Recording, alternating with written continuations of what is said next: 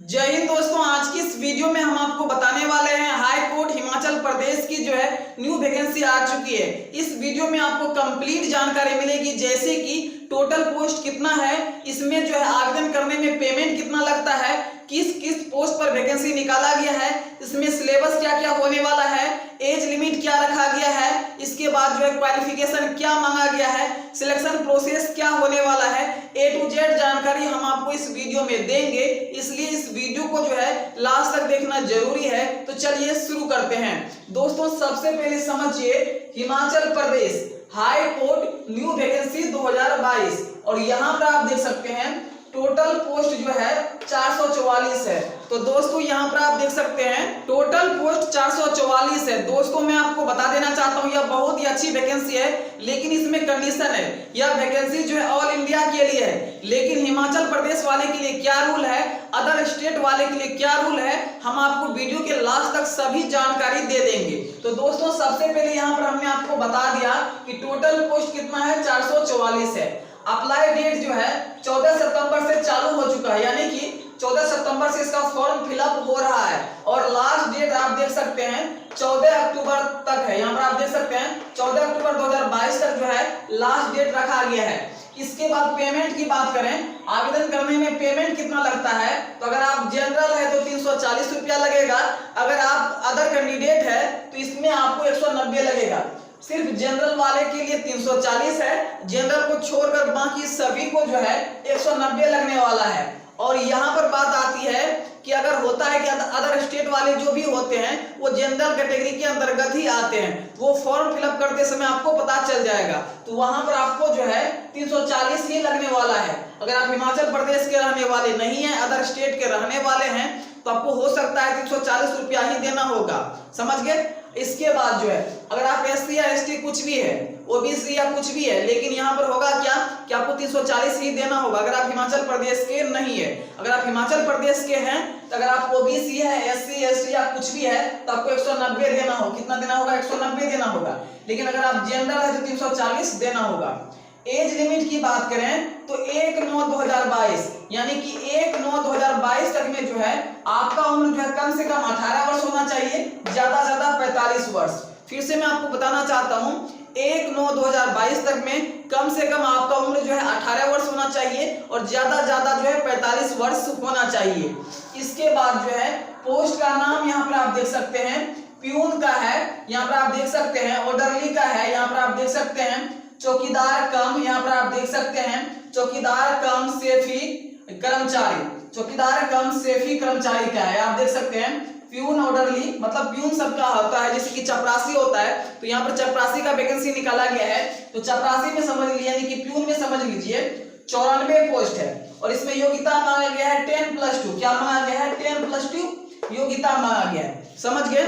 अगर आप 10+2 पास है तो इस फॉर्म को भर सकते हैं, लेकिन अदर स्टेट वाले के लिए क्या रूल है वो चीज मैं आपको बाद में बताऊंगा। इसके बाद जो है यहाँ पर आप देख सकते हैं प्रोसेस, यहाँ पर आप देख सकते हैं प्रोसेस सर्वर का जो यहाँ पर पोस्ट है, जिसमें कि 77 पोस्ट है। प्रोसेस सर्वर का जो है 77 पोस्ट है, जिसमें कि आपको 10+2 मांगा गया, यानी कि 12वीं मांगा गया है। ऊपर वाले में भी जो है प्यून में भी 12वीं मांगा गया, समझ गए। प्यून में भी अगर आप 12th पास है तो फॉर्म को भर सकते हैं, और प्रोसेसर सर्वर में भी जो है, मतलब प्रोसेस सर्वर में भी जो है अगर आप 12th पास है तो इस फॉर्म को भर सकते हैं। इसके बाद यहाँ पर आप देख सकते हैं क्लर्क के लिए 169 पोस्ट है, जिसमें कि आपका जो है ग्रेजुएशन क्लियर होना चाहिए। क्या होना चाहिए? ग्रेजुएशन क्लियर होना चाहिए। साथ ही साथ जो है बेसिक कंप्यूटर का आपको नॉलेज होना चाहिए। क्या? कंप्यूटर में आपको जो है बेसिक जानकारी जो होता है वह सभी कुछ आना चाहिए।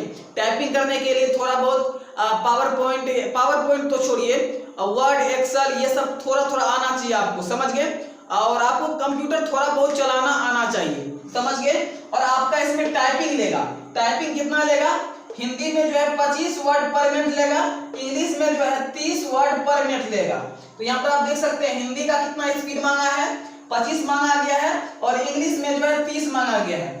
तो आपका ग्रेजुएशन क्लियर होना चाहिए, साथ ही साथ कंप्यूटर का नॉलेज होना चाहिए, साथ ही साथ जो आपको उसमें टाइपिंग होगा, हिंदी से 25 वर्ड और इंग्लिश से 30 वर्ड का। आप देख सकते हैं ये क्लर्क के लिए यहाँ तक क्लियर है। इसके बाद जो है स्टेनोग्राफर में जो है ग्रेड 2 यहाँ पर आप देख सकते हैं ये जो वैकेंसी निकला है इसमें जो है इसका पोस्ट हम लिखना भूल गए थे, तो हम आपको बता देते हैं। तो फ्रेंड्स यहाँ पर जो है यहाँ पर 90 पोस्ट है। कितना है? 90 है। स्टेनोग्राफर का जो है यहाँ पर जो है 90 पोस्ट है, जिसमें कि आपका ग्रेजुएशन मांगा है। क्या मांगा है? ग्रेजुएशन मांगा है। साथ ही साथ जो है इंग्लिश से स्टेनो जो है 80 का स्पीड मांगा है, यानी कि पर मिनट जो है 80 वर्ड आपको लिखना होगा। यहाँ पर आप देख सकते हैं हिंदी में जो स्टेनो मांगा है 60 वर्ड पर मिनट मांगा है। आप देख सकते हैं स्टेनो का स्किल होता है जिसमें जो है लॉन्ग वर्ड को आपको शॉर्ट में लिखना होता है। इसके बाद आपका टाइपिंग भी होगा कंप्यूटर पे, जिसमें कि हिंदी में जो है 30 वर्ड मांगा है, 30 का स्पीड मांगा है, इंग्लिश में 40 का मांगा है। ये जो होगा हाथ से लिखने वाला होगा, समझ गए। और यहाँ जो स्पीड होगा, ये वाला जो स्पीड आप देख रहे हैं, ये टाइपिंग जो आपका हिंदी इंग्लिश लिया जाएगा, ये जो होगा आपका जो भी होगा ये इंग्लिश हिंदी नॉर्मल टाइपिंग होगा, ठीक है। और ये स्टेनो का होगा। क्या होगा? ये स्टेनो का होगा, समझ गए। ये स्टेनो का टाइपिंग होगा 80 वर्ड पर मिनट, और ये जो होगा हिंदी का जो है स्टेनो मांगेगा 60 वर्ड पर मिनट, समझ गए। तो यहाँ तक क्लियर है। यहाँ तक हमने योग्यता आपको बता दिया है। अब बात आती है कि इसमें सिलेबस क्या क्या है। सिलेबस क्या क्या है?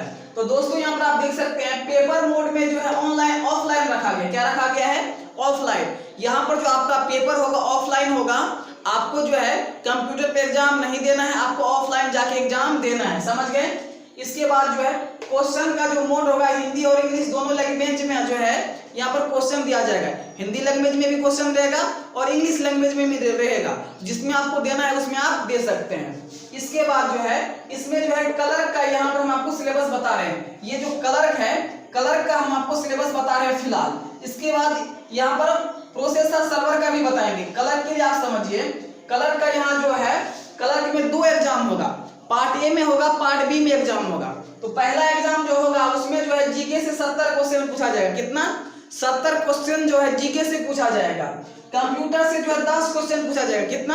कंप्यूटर से 10 क्वेश्चन। और रीजनिंग से जो है 20 क्वेश्चन पूछा जाएगा। कितना? 20 क्वेश्चन जो है रीजनिंग से आपका पूछा जाएगा।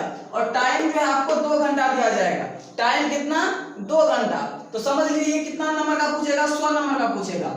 70 10 80 आप 200 यानी 100 नंबर का ये आपको पूछेगा पार्ट 1 में, ठीक है, पार्ट ए में। और पार्ट बी की बात करें, दूसरा जो आपका एग्जाम होगा इसमें जो है डिस्क्रिप्टिव होगा, जिसमें कि आपको ऐसे लिखने के लिए दिया जाएगा, लेख लिखने के लिए दिया जाएगा, ठीक है। तो यहाँ देखिए पार्ट बी में जो है हिंदी और इंग्लिश से दोनों मिला के 80 क्वेश्चन पूछा जाएगा। कितना पूछा जाएगा? 80 क्वेश्चन पूछा जाएगा। यहाँ पर आप देख सकते हैं। तो यहाँ पर आपको जो है इंग्लिश में ऐसे लिखना होगा 500 वर्ड में। कितना? 500 वर्ड में लिखना होगा, जिसमें कि आपको 25 नंबर मिलेगा। कितना? 25 नंबर मिलेगा। उसके बाद जो है हिंदी में आपको ऐसे लिखना होगा 500 वर्ड में। देखिए इंग्लिश में भी लिखना है और हिंदी में भी लिखना है। तो हिंदी में लिखना है ऐसे 500 वर्ड में, तो जिसमें आपको 25 नंबर मिलेगा। तो 25 25 कितना हो गया? 50 हो गया। इसके बाद जो है यहाँ पर आप देख सकते हैं ट्रांसलेट इंग्लिश टू हिंदी, यानी कि इंग्लिश वर्ड दे दिया जाएगा, इंग्लिश सेंटेंस दे दिया जाएगा। इसके बाद जो उसका हिंदी आपको करना है।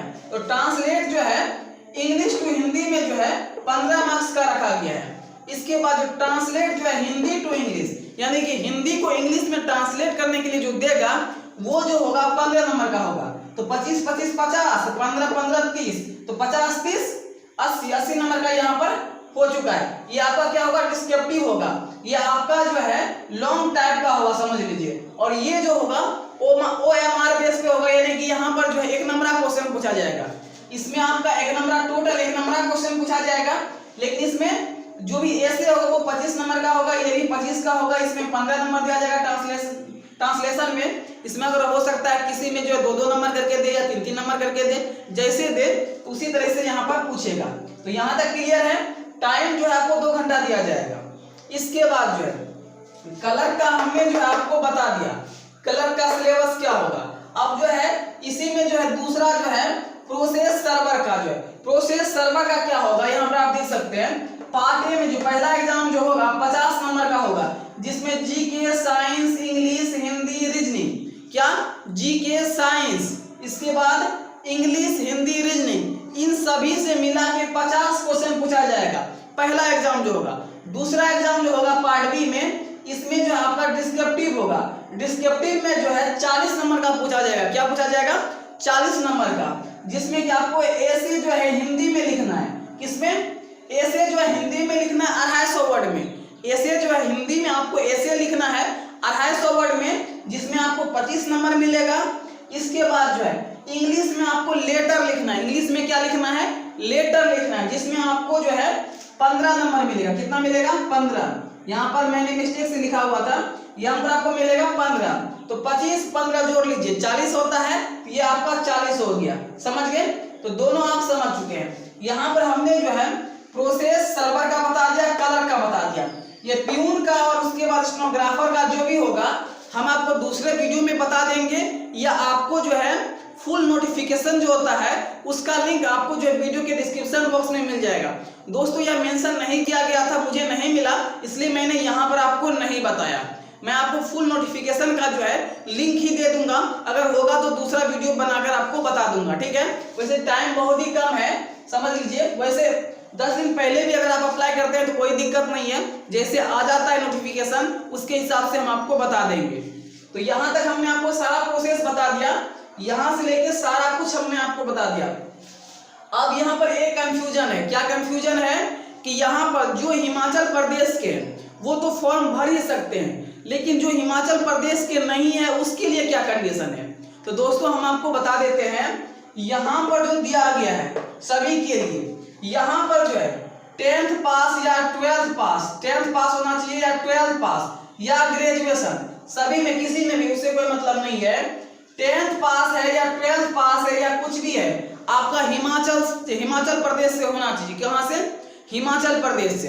मैं आपको फिर से कह रहा हूं, अगर आप कहीं के रहने वाले हैं लेकिन आपका जो है 10th पास हो, मतलब अगर आपने 10th भी अगर हिमाचल प्रदेश से किया है इस फॉर्म को भर सकते हैं। अगर आपने ग्रेजुएशन भी अगर हिमाचल प्रदेश से किया है तो भर सकते हैं, या आप 12th भी अगर किए हैं तो भर सकते हैं, किसी एक में भी। मान लीजिए अगर 10वीं किए हैं तो इसमें भी भर सकते हैं। मान लीजिए 10वीं किए हैं, 12th और ग्रेजुएशन नहीं किए हैं तो आप भर सकते हैं, कोई दिक्कत नहीं, क्योंकि आपने 10वीं तो किया है। लेकिन अगर आप 10वीं भी नहीं किए हैं, 12th भी नहीं किए हैं, ग्रेजुएशन भी नहीं किए हैं हिमाचल प्रदेश से, तो आप इस फॉर्म को नहीं भर सकते। समझ गए? तो कोई एक जो है मतलब 12th या 10th या ग्रेजुएशन कोई एक जो है आपका हिमाचल प्रदेश से होना जरूरी है। अगर ऐसा है तभी इस फॉर्म को भर सकते हैं, नहीं तो आप इस फॉर्म को नहीं भर सकते। समझ गए? यही रूल है। फिर से समझ लीजिए, हिमाचल प्रदेश के हैं तो आप सब कुछ तो हिमाचल प्रदेश से ही किए होंगे, जो भी होता है थोड़ा सा अलग किए होंगे। वैसे 10वीं लगभग आदमी हिमाचल प्रदेश से ही कर लेता है, अपने स्टेट में ही कर लेता है। ठीक है? तो 12वीं अगर दूसरे जगह किए होंगे या अपने स्टेट में किए होंगे तो हिमाचल प्रदेश वाले के लिए तो कोई दिक्कत नहीं है। लेकिन जो हिमाचल प्रदेश में नहीं रहते हैं, दूसरे स्टेट के, अगर वो 10वीं जो हिमाचल प्रदेश में किए होंगे तो ठीक है, अगर नहीं किए हैं तो वो भी ठीक है, लेकिन 12वीं होना चाहिए या ग्रेजुएशन होना चाहिए, कुछ भी आपका होना चाहिए। 3 में से कोई एक जो हिमाचल प्रदेश से आपका जो है क्वालिफाई होना चाहिए, हिमाचल प्रदेश के बोर्ड से जो है आप पास होना चाहिए। कुछ भी 10th हो जाइए या 12th हो जाइए या ग्रेजुएशन, कुछ भी पास होना चाहिए। समझ गए? तो यही इसमें डिफरेंट है। समझ गए? और ज्यादा कुछ भी नहीं है।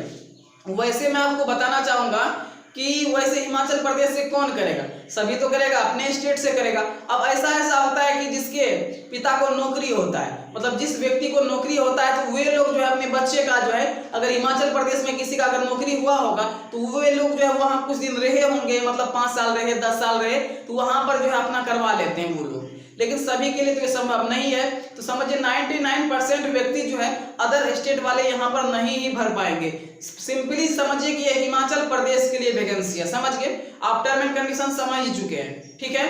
तो इस वीडियो में हमने आपको सारी जानकारी दे दी है। फुल नोटिफिकेशन का होगा तो उसका लिंक जो है वीडियो के डिस्क्रिप्शन बॉक्स में मिल जाएगा, अगर होगा तो। अगर नहीं होगा तो आपको नहीं मिलेगा, लेकिन अगर फुल नोटिफिकेशन आता है तो उसका लिंक जो है आपको वीडियो के डिस्क्रिप्शन बॉक्स में मिल जाएगा। फिलहाल इस वीडियो में इतना ही, फिर मिलते हैं अगले वीडियो में, तब तक के लिए धन्यवाद।